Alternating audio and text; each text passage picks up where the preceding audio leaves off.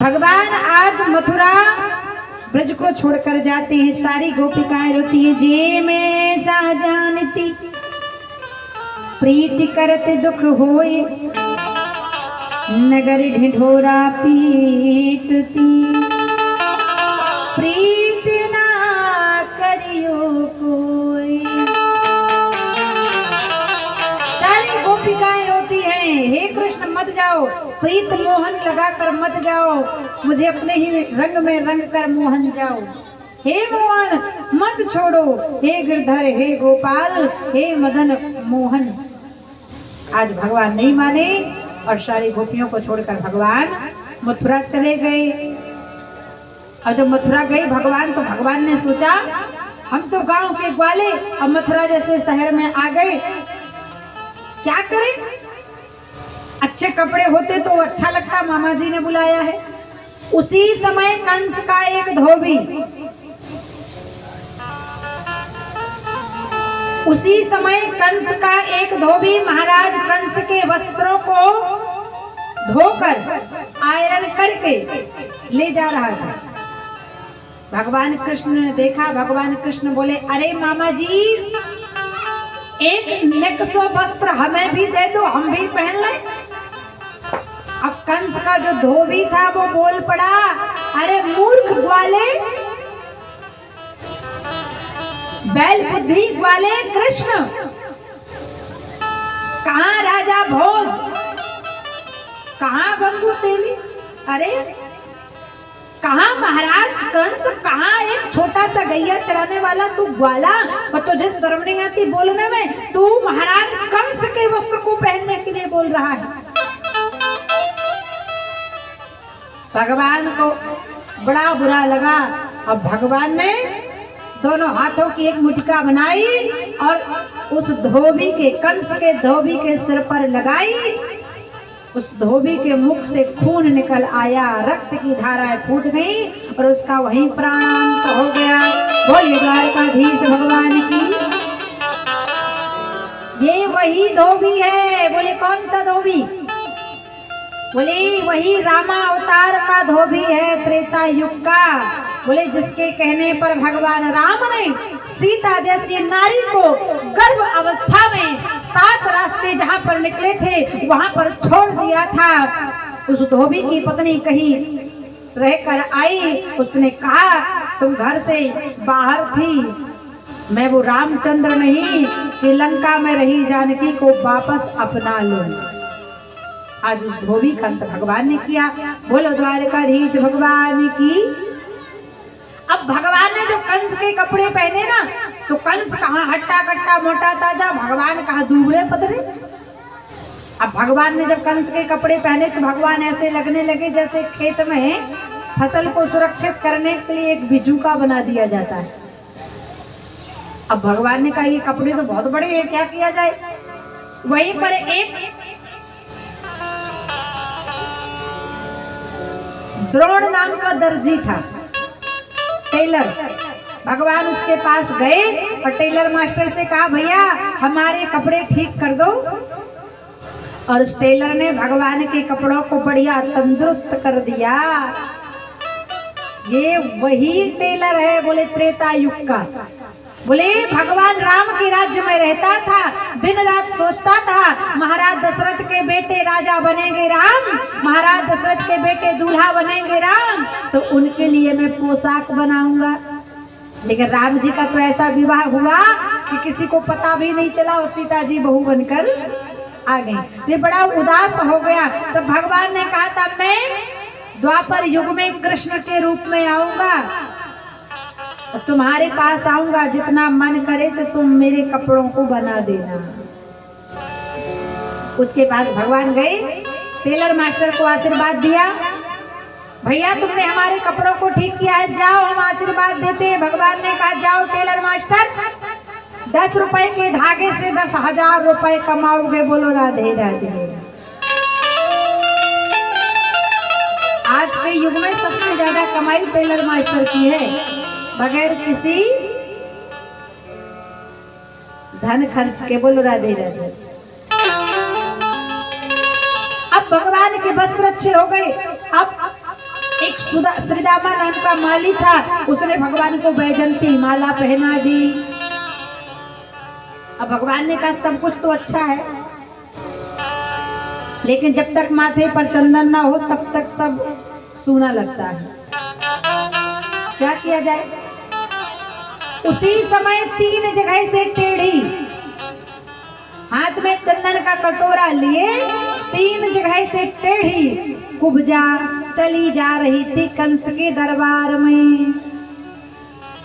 अब भगवान ने 3 जगह से टेढ़ी कुब्जा को देखा। भगवान ने कहा, री सुंदरी सुनो जरा। अब कुब्जा हंसने लगी, कहने लगी, महाराज बड़ा मजाक बना रहे हो, मैं कहाँ से सुंदर दिख रही हूँ? मैं तो 3 जगह से टेढ़ी हूँ, मेरी कमर टेढ़ी, मेरे पैर टेढ़े, मेरे हाथ टेढ़े, और आप मुझे सुंदर बोल रहे हो। भगवान ने कहा तुम बहुत सुंदर हो, तुम ये बताओ कि चंदन कहाँ ले जा रही हो? कुब्जा बोली, मैं राजा कंस के दरबार में चंदन लगाने का काम करती हूँ, वहीं जा रही हूँ। भगवान ने कहा तो थोड़ा सा चंदन मुझे लगा दोगी? कुब्जा बोली, लगा दूंगी सरकार। और जैसे ही कुब्जा ने भगवान को चंदन लगाया, भगवान प्रसन्न हो गए और भगवान ने कुब्जा के पैर के अंगूठे से अपने पैर का अंगूठा जोर से कस के पकड़ा और भगवान ने अपने दोनों हाथ कुब्जा के गले पर लगाए और जोर का झटका जब जोरों से लगाया तो कुब्जा 16 साल की सुंदर युवती बन गई। बोलो द्वारकाधीश भगवान की। कुब्जा के मनोरथ को भगवान ने पूर्ण करने को कहा। आगे भगवान चले। कंस ने भगवान को मारने के लिए बहुत बड़ी तैयारी कर रखी थी। कुबलिया पीड़ नाम का हाथी जिस पर बैठा महावत, और कुबलिया पीड़ नाम के हाथी के अंदर 10,000 हाथियों का बल, और उसको पिलाई शराब। उसके ऊपर जो महावत बैठा उसको भी पिलाई शराब। अब मेन गेट पर खड़ा भगवान ने कहा, मामा जी हमें अंदर जाने दो, और मामा जी ने बुलाया है इसलिए आप रास्ता दे दो। तो बलिया पीड़ हाथी के ऊपर बैठा महावत कहता है, पहले युद्ध करो इसके बाद जाने को मिलेगा। और भगवान ने खेल खेल में 10,000 बल वाले हाथी का प्राणांत कर दिया। दोनों दांतों को तोड़ा, एक दाऊ ने, एक कृष्ण भगवान ने लिया, और हाथी भी मारा गया, महावत भी मारा गया। बोलो वृंदावन बिहारी लाल की।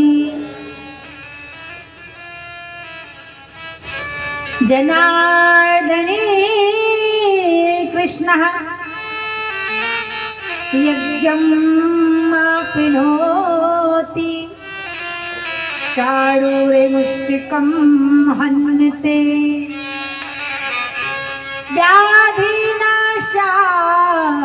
व्याधिनाशाग्रे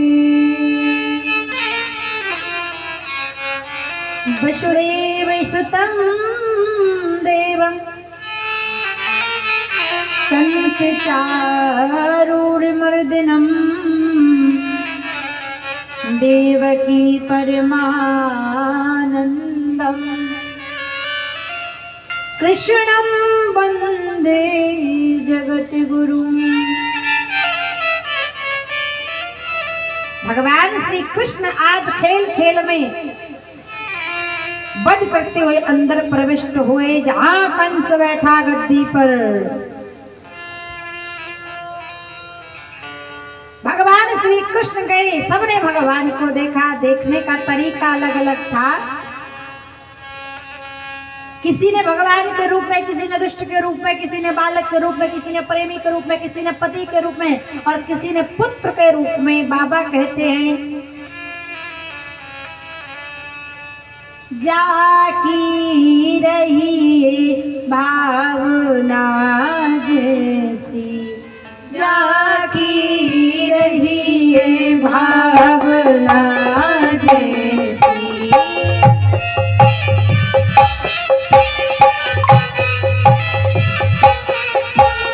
प्रभु मूरत देखिए तेना तैसी, प्रभु मूरत देखिए तेना तैसी, जाकी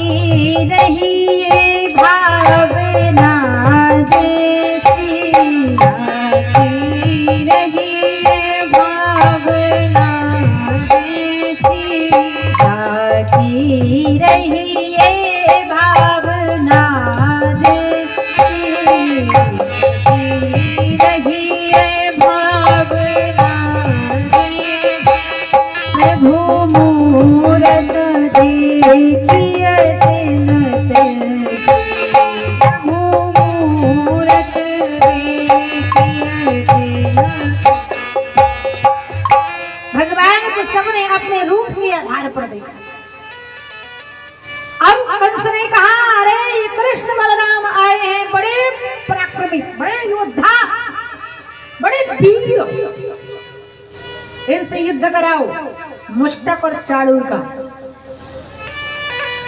इनकी वीरता देखना मथुरा वासियों, ये बड़े वीर। सब माताएं कहने लगी शर्म नहीं आती कंस को, ये कहाँ दूध मोहे बालक, कहाँ ये मुष्टक हट्टा कट्टा, कहाँ ये चाणूर। और भगवान ने खेल खेल में मुष्टक और चाणूर का देहावसन कर दिया। बोलो वृंदावन धाम की। अब भगवान धनुष के पास गए और कंस को श्राप था ब्रह्मा जी का, हे कंस जिस दिन ये धनुष टूटेगा समझ लेना उस दिन तुम्हारा अंत होगा। जो ये तुम्हारा धनुष तोड़ेगा समझ लेना वो तुम्हें भी तोड़ेगा। अब भगवान धनुष के पास, अब भगवान ने धनुष को कैसे उठाया? बाबा कहते हैं भगवान ने धनुष ऐसे उठाया, लेत चढ़ावत खेचत गाढ़े। एक बार एक महात्मा जी मंच पर गए कथा सुनाने, लेकिन उनको सर्दी जुकाम हुआ था। सोचने लगे कथा कैसे सुनाऊं, तो उन्होंने ऐसी कथा सुनाई,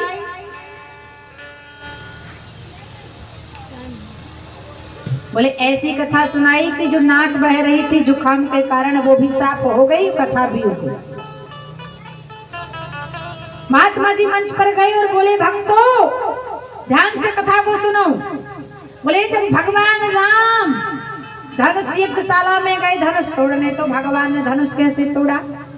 अब महात्मा जी को तो जुकाम हुआ था, नाक निकल रही थी, तो कथा भी सुनानी थी, तो एक्टिंग करके अभिनय करके बताने लगे। सुनो भक्तों, राम जी जब मंच पर पहुंचे तो राम जी ने धनुष को कैसे तोड़ा? लेते चढ़ावत खेचत, जितनी नाक थी तो प्रत्येक की बाह में पहुंचली। बोलो राधे राधे। अब का होना लखा देख सकते। इसी प्रकार आज भगवान ने धनुष को तोड़ा। ऐसे भगवान ने धनुष तोड़ा कि कोई देख भी नहीं पाया। बाबा कहते हैं भगवान कृष्ण जब धनुष तोड़े तो दोनों हाथ उठा के ताली बजाए, क्योंकि अगर ताली नहीं बजाओगे तो कंस नहीं मारा जाएगा। कितने लोग चाहते हैं कि कंस मर जाए? हाथ उठा के बताओ, अब बजाओ ताली। भगवान धनुष तोड़ रहे हैं। होते ही छन श्याम माध धनु तोड़ा, ही छन श्याम माध धनु तोड़ा।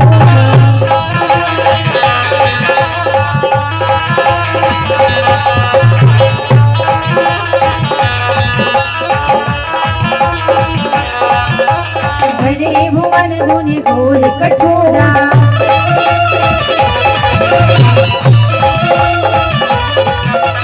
कृष्ण कृष्ण कहो राम, कृष्ण कृष्ण कहो राम, राम सिया राम, राम राम सिया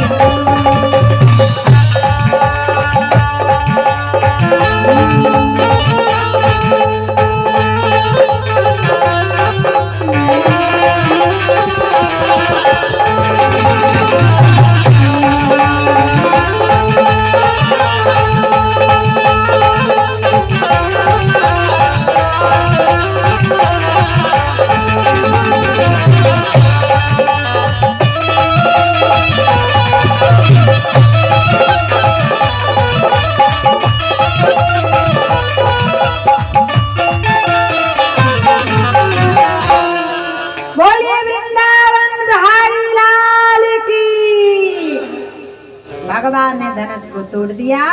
अब कंस कांपने लगा। भगवान धनुष के दो टुकड़े करके गए तो जाके कंस की छाती पर बैठ गए। मार दिया जाए कि छोड़ दिया जाए, बोलिए मामा जी आपके साथ क्या सुलूक किया जाए। जो मामा होते हैं बड़े खतरनाक होते हैं माना। त्रेता युग में हुआ मामा मरीच, द्वापर युग में हुआ मामा शकुनी, मामा कंस। लेकिन कलयुग के मामा के लिए कुछ मत बोला, नहीं तो माता पे गुस्सा हो जाएगी, क्योंकि इन माताओं को भाइयों से बड़ा प्रेम। ससुराल जाना होगा तो 1 मिनट में तैयार हो जाएंगी, और नैहर से ससुराल जाना होगा ना, ससुराल से नैहर जाएंगी तो 1 मिनट में मेकअप कर लेंगे, और अगर नैहर से ससुराल जाना होगा तो 3 दिन लगा लेंगे, क्योंकि माताओं को नैहर से बड़ा प्रेम होता है। उसका नाम ही है नैहर, मायका, माँ का घर। और माँ के घर में ज्यादा प्रसन्न रहते हैं बच्चे, क्योंकि वहां पर सब उन्हें उनकी माँ के नाम से जानते हैं, इसलिए होता है नैहर, मामा घर। आज भगवान श्री कृष्ण कंस की छाती पर बैठे और भगवान ने दोनों मुटका उठाई, आओ देखा न ताओ, और भगवान ने एक मुटका लगाई कंस को, छत्र टूट गया, गद्दी टूट गई, दे धड़ाधड़ भगवान ने जैसे मुक्का मारा, कंस का प्राणायंत हो गया। बोलो कंस मर्दन भगवान की। शिव भगवान को प्रेम करने लगी और कहने लगी, मैं जो कुछ भी हूँ और जैसी भी हूँ किसके पीछे, ओ कान्हा तेरे पीछे।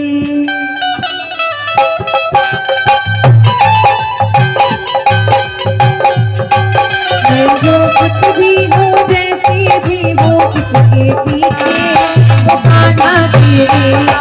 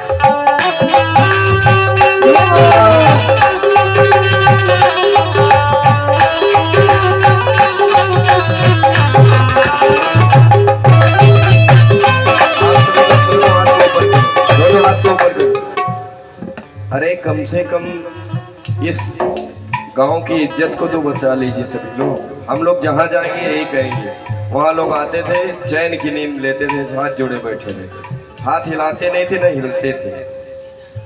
हाथ हिलाने से क्या होगा जानते हैं? ब्लड प्रेशर का जो सिस्टम है बिल्कुल नॉर्मल रहेगा। बीपी, जो बीपी लोग कहते बड़ी हाई हो गई, क्या हाई को ना करिए, नॉर्मल में रखिए। सभी लोग दोनों हाथ को ऊपर उठा करके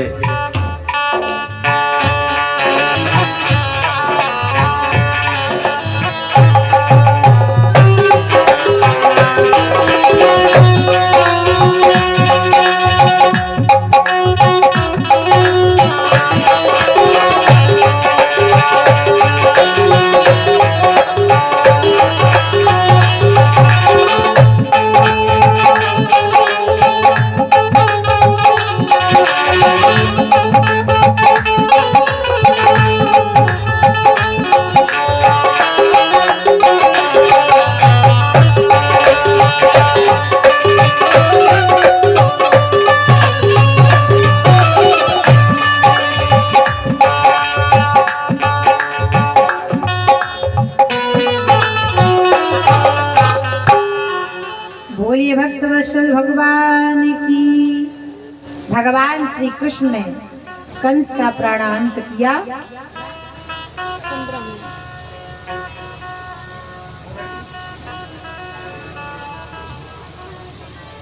कंस का प्राणांत किया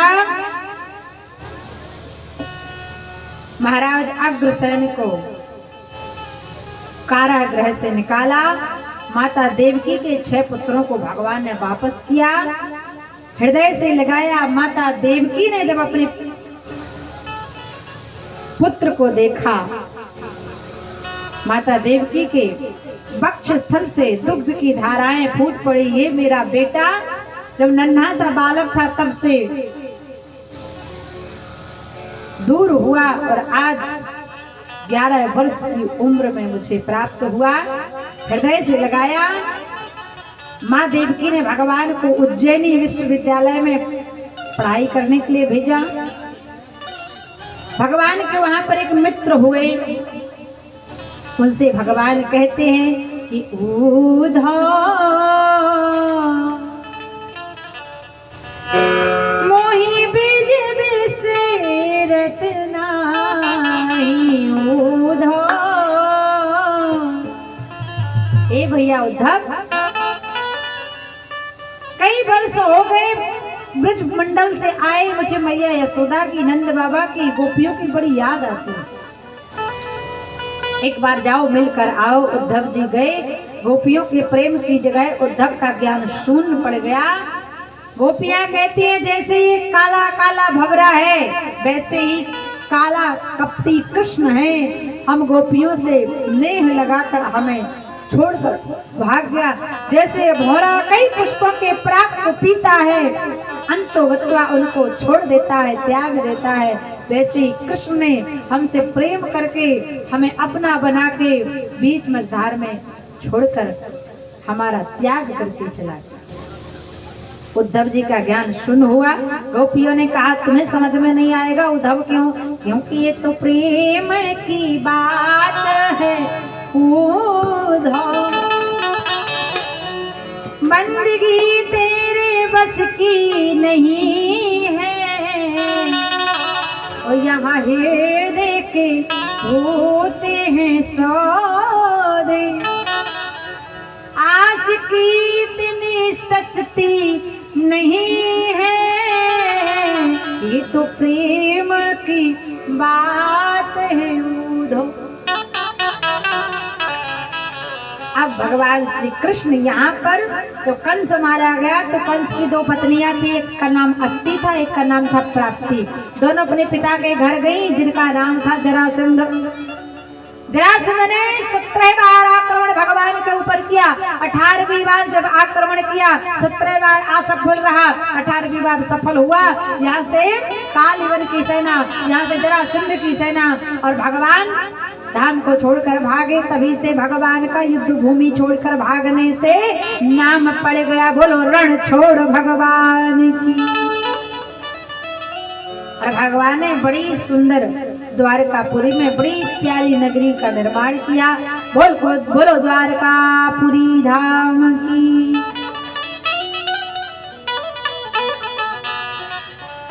मुचकुंद जी ने कालिवन की सेना को जलाकर राख कर दिया।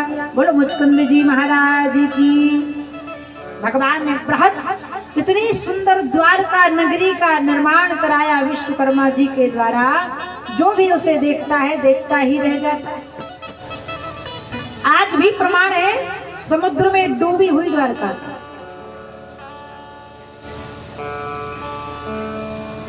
क्योंकि जब बहू घर में आती है ना, बहू आने वाली है, देखो द्वारकापुरी की बहू आने वाली है रुक्मणी।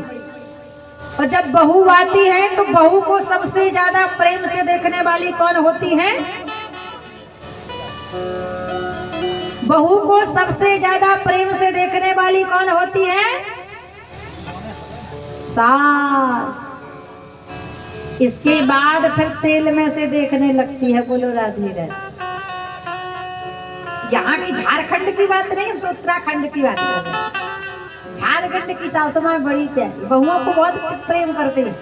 एक जगह तो कथा चल रही थी, अब कथा चली, एक नई नवेली बहू का विवाह हुआ। अब सासू माँ इतना परेशान करे, बहुत काम करवाए, बहू काम ना करे। अब जब सास काम कराए बहू काम ना करे तो बहू गई पूजा के रूम में और जाकर 2 धूप लगाई। भगवान से कहती है, हे ठाकुर जी महाराज, मेरी सास बड़ा काम कराती है, तो एक विनती सुन लो, 1.25 किलो लड्डू चढ़ाऊंगी। अब कौन सा काम? ठाकुर जी से कहती है कन्हैया से कि जय हो मेरी शंका होली।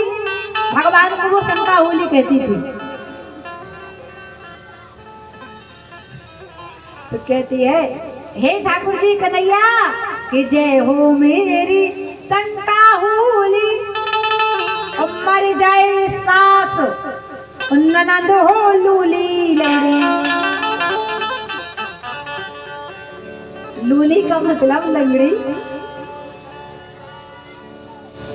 अब ठाकुर जी के पास गई है, धूप लगाई, वो कहती मेरी सास बड़ा काम कराती है, हे ठाकुर जी मैं आपको शंका होली कहती हूँ, इसलिए प्रार्थना कर रही हूँ कि जय हो मेरी शंका होली, और मरे मेरी सास ननद हो लूली।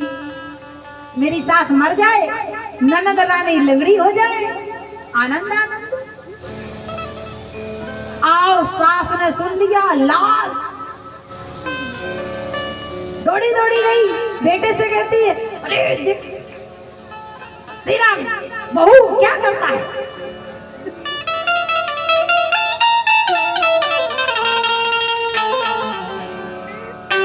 काय करे छो, भालो मासी भालो मासी। अब सास ने बहू की बातें सुनी तो बेटे के पास गई, कहने लगी तेरी पत्नी काय कर तू, देख बेटा तेरी पत्नी कैसे पूजा करती है, भगवान के सामने कहती है जय हो मेरी शंका होली, मर जाए सास ननद हो लूली। अब प्रार्थना ऐसी करेगी तो एक ना एक दिन तो मैं टै बोल जाऊंगी। बेटा बड़ा समझदार था, कहने लगा माँ चिंता ना कर तू, जो काम मार कुटाई से ना होवे वो काम प्रेम से हो जावे, चिंता ना कर, अभी मैं सीधा करूं तेरी बहू को। अब जहाँ पूजा कर रही थी बहू वहीं पर गया लड़का, वो भी बैठ गए, उसने भी 2 अगरबत्ती लगाई, हाथ जोड़े। अब बहू तो बोल रही थी जय हो मेरी शंका होली, मर जाए सास ननद हो लूली। और लड़का भी गया, धूप लगाया, कहने लगा हे भगवान मैं भी आपको अजिया और झारे कहता हूँ। अब भगवान को वो अजिया झारे कहकर बुलाने लगा, कहने लगा हे प्रभु मेरी भी विनती सुनो। बोलने लगा कि जय हो मेरे अजिया झारे, अब मर जाए मेरी सास मरे दोनों साले। अब बहू ने सुना, बहू के देख क्यों जी कैसी पूजा कर रहे हो।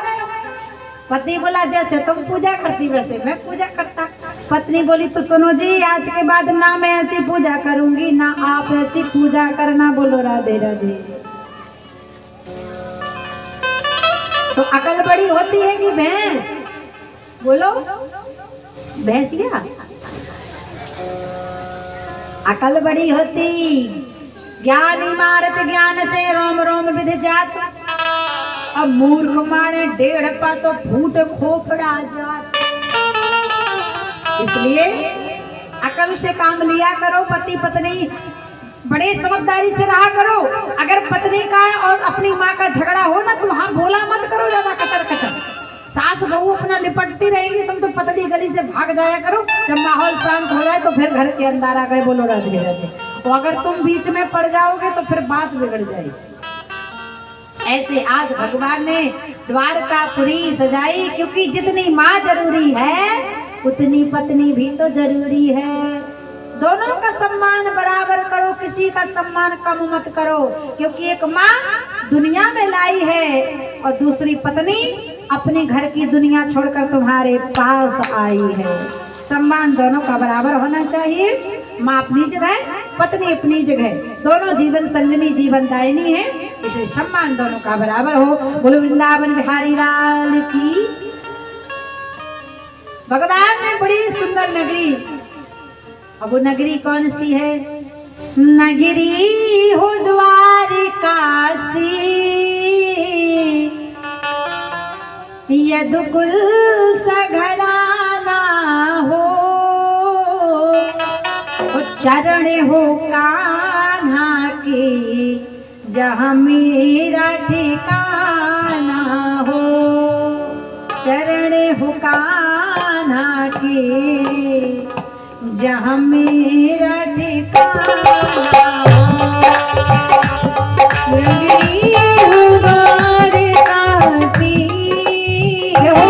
यदुकुल सा घराना हो, चरण हो कान्हा के, जहाँ मेरा ठिकाना।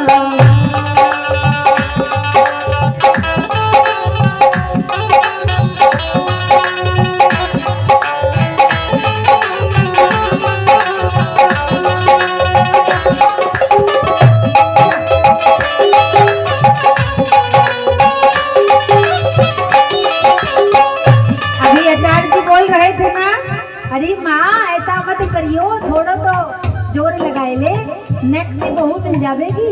उठाए दो हाथ। कितना प्यारा है सिंगार तेरी ले ओ नजर उतार, कितना प्यारा है, ओहो कितना प्यारा है सिंगार तेरी ले ओ नजर उतार, कितना प्यारा है, ले ओ नजर उतार तेरी ले ओ नजर उतार, कितना प्यारा है, ओहो सावरिया तेरा चेहरा चमकता है, कन्हैया तेरा चेहरा चमकता है, तेरा कीर्तन बहुत बड़ा दरबार में है, तेरा कीर्तन बहुत बड़ा दरबार में है, चाहे दिन हो सवेरा हो, चाहे बहता अंधेरा हो, श्याम तुम्हें देखूं,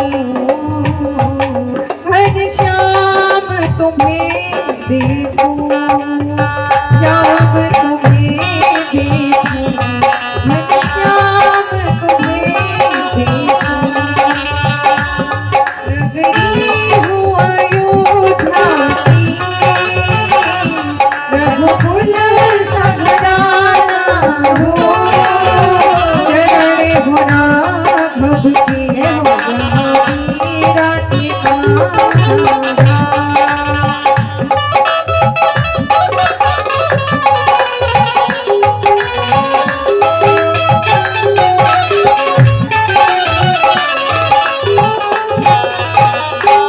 बोलो द्वारकाधीश भगवान की।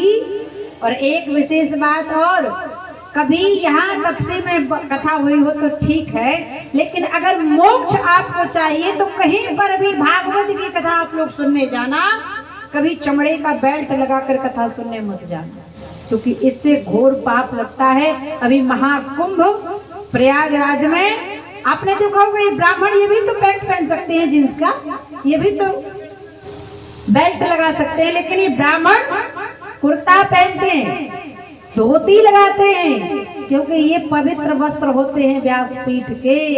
इसलिए ब्राह्मण कभी पैंट नहीं पहनता, कभी बेल्ट नहीं लगा कर बैठता। इसलिए कथा हो यहाँ की छोड़ो, कहीं पर भी जजमान भी बेल्ट नहीं पहन सकता। तो जो नियम जजमान के लिए, जो नियम व्यास के लिए, जो नियम ब्राह्मणों के लिए है, वो नियम आपको भी करना है, तभी मोक्ष मिलेगा। जो कथा सुनने जाओ, जितने दिन कथा सुनने जाओ, अगर पैंट ढीला है, लूज है, तो रस्सी बांध लेना, लेकिन चमड़े का बेल्ट लगा के मत जाना, नहीं तो इससे बड़ा कोई पाप नहीं है। गोविंद की कथा, भगवान गौ का पालन कर रहे हैं, और गौ के बने चमड़े से अगर बेल्ट लगा कर जाओगे तो गोपाल की नजर तिरछी हो जाएगी प्यारे, सारे बनने वाले काम बिगड़ जाएंगे। इसलिए ध्यान रखना, आज के बाद खबरदार और सावधान। ये व्यासपीठ है, ये कोई मामूली मंच नहीं है। ये ब्राह्मण मंत्रों के द्वारा मेहनत करते हैं, ब्राह्मण मंत्र के अधीन देवताओं को कर देते हैं। ब्राह्मणों ने मंत्र जब बोले होंगे बैठकी के दिन, तो इन वेदियों पर आकर ब्रह्मा विष्णु महेश 52 शक्ति पीठ, सारे के सारे देवता यहाँ पर बैठे हुए मंत्रों के आधार पर। कल विसर्जन होगा, तब वो अपने धाम को जाएंगे। इसलिए विशेष ध्यान रखें। बोलो वृंदावन बिहारी लाल की। अब भगवान भगवान श्री कृष्ण अपने द्वारकापुरी में बैठे थे, रेवत नाम के महाराज आए और उन्होंने बलराम जी को देखते ही पसंद कर लिया, क्योंकि वे बड़े खूबसूरत थे, गोरे नारे थे। और उनको देखा, जिनके घने घने बाल, गोरे गोरे गाल, सुंदर सी छवि, बलदाऊ जी को देखा, अपनी रेवती बिटिया का विवाह कर दिया। बोलो रेवती मैया की। दाऊ का विवाह हो गया। अब विदर्भ देश के राजा, जिनकी पुत्री का नाम रुक्मणी, पुत्र का नाम रुक्मी अपनी बहन रुक्मणी का विवाह कराना चाहता था अपने मित्र शिशुपाल से, और रुक्मणी जी को पसंद थे भगवान कृष्ण। रुक्मणी जी को पसंद थे भगवान कृष्ण। अब रुक्मणी जी ने एक पत्र लिखा और पत्र लिखकर ब्राह्मण को दिया कि जाइए द्वारकाधीश को देकर आइए कि रुक्मणी आपसे विवाह करना चाहती है और किसी से नहीं करेगी, नहीं तो प्राण त्याग दे। अब पंडित जी लेकर गए। ब्राह्मण एक ऐसा है जो सबसे विश्वास पात्र है, आप ब्राह्मण पर विश्वास कर सकते हो। रुक्मणी जी ने ब्राह्मण पर विश्वास किया, पत्र लेकर भेजा। बहुत समय हो गया, पत्र का कोई जवाब नहीं आया। रुक्मणी जी रोने लगी, चिट्ठी न कोई संदेश, और ना जाने कौन से देश पंडित जी चले गए। अभी तक नहीं आए पंडित बाबा, कहाँ रह गए? क्या उनको द्वारकापुरी नहीं मिली? उसी समय संदेश आया, ब्राह्मण पत्र लेकर गए। भगवान ने देखा, बोले भैया दाऊ क्या करना है? ये रुक्मणी जी तो बोल रही विवाह आपसे ही करना है, आकर हमें गौरी माता के मंदिर से लेकर जाओ। दाऊ ने कहा क्या करना है? बहू को लेने चलना है, चलो बैठो रथ पर। अब भगवान रथ पर बैठे। और ध्यान देना, आज कथा का षष्ठम दिवस, कल कथा का विश्राम दिवस है। कल सुदामा चरित्र की कथा होगी, इसलिए कल विशेष अर्थ है सप्तम दिवस की कथा का, चावल का। कल आप अपने अपने घरों से थोड़े थोड़े चावल जरूर लेकर आए, क्योंकि कल की कथा में चावल का महत्व होता है। और इतना एक एक मुट्ठी दो मुट्ठी चावल लेकर आए, क्योंकि सुदामा जी भगवान कृष्ण के यहाँ जब गए थे तो चावल लेकर गए थे, और जब एक मुट्ठी चावल लेकर गए थे तो सकल लोक की संपदा भगवान द्वारकाधीश ने सुदामा जी को दे दी थी। आपको भी सकल संपदा चाहिए तो एक एक दो मुट्ठी चावल लेके कल आना। और कल कथा विश्राम है, इसलिए जिसका जो भाव है दान पुण्य प्रेम से वो कर सकते हैं, फिर बार बार समय नहीं मिलेगा। अब भगवान द्वारकाधीश रथ पर बैठे, दाऊ जी ने बागडोर संभाली, और यहाँ पर रुक्मणी जी सोचने लगी कि पालकी में होके सवार चली रे। रुक्मणी जी मन में सोच रही हैं कि अब द्वारकाधीश आएंगे और मैं उनके साथ द्वारकापुरी जाऊंगी, कि मैं तो अपने साजन के द्वार चली रे। पालकी में होके सवार चली रे, मैं तो अपने साजन के द्वार। तो हाथ उठा के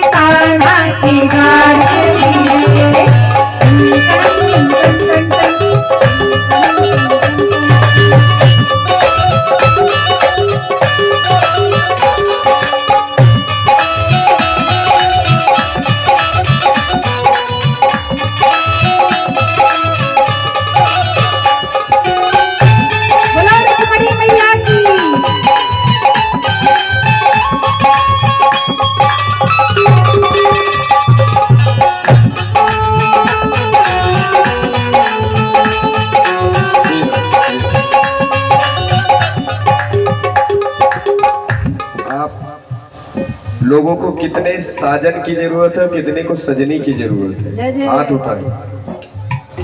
जिनके शादी लड़का लड़की कोई भी हो, अगर लड़की की शादी नहीं अभी तक हुई है तो उनको साजन की जरूरत है, और जो लड़के की नहीं उनको सजनी की जरूरत है। ऐसे कुछ होने वाला नहीं है। जब साजन और सजनी के लिए आत्मा और परमात्मा जो हमारा आपकी बीच की दूरी उसको मिटाएंगे तभी कुछ संभव है। तो जिनको साजन और सजनी की आवश्यकता है कम से कम ताली तो हो जाए। या अगर सजनी मिलेगी भी तो फिर आपको भेज देगी दूसरे जगह, अपना साम्राज्य अधिपत्य ना करके रहेगी अगर यहाँ पे ताली नहीं बजाए। अब तो साजन सजनी छोड़िए, वाइफ हस्बैंड, यानी जिनका दिन भर बैंड बजे वही हस्बैंड। ऐसे ना करें, आप सभी लोग कम से कम ताली तो बजाएं। इतने बार हम बोलते बोलते थक गए लेकिन आप लोगों को फर्क कोई नहीं पड़ता। दिल्ली गया हो, दिल्ली गया है कान्हा मेरा सोचना, जय हो। क्या होगा होगा होगा मेरा सोचना था, क्या होगा होगा होगा मेरा सोचना था। दिल्ली गया दिल्ली गया है कान्हा मेरा सोचना था, क्या होगा होगा होगा मेरा सोचना। देखो आचार्य जी कहते हैं जिनको सजनी चाहिए वो ताली बजाए, जिनको साजन चाहिए वो। लेकिन जो सजनी साजन पहले से बने हुए हैं उनका क्या? अगर वो ताली बजाएंगे ना तो उनका जीवन राधा कृष्ण, रुक्मणी कृष्ण, महादेव और पार्वती की तरह पवित्र, अजर और अमर हो जाएगा। मांग का सिंदूर अमर हो जाएगा, गले का मंगलसूत्र अमर हो जाएगा। इसलिए दोनों हाथ उठाओ, 16 श्रृंगार अमर हो जाएगा मेरी माताओं।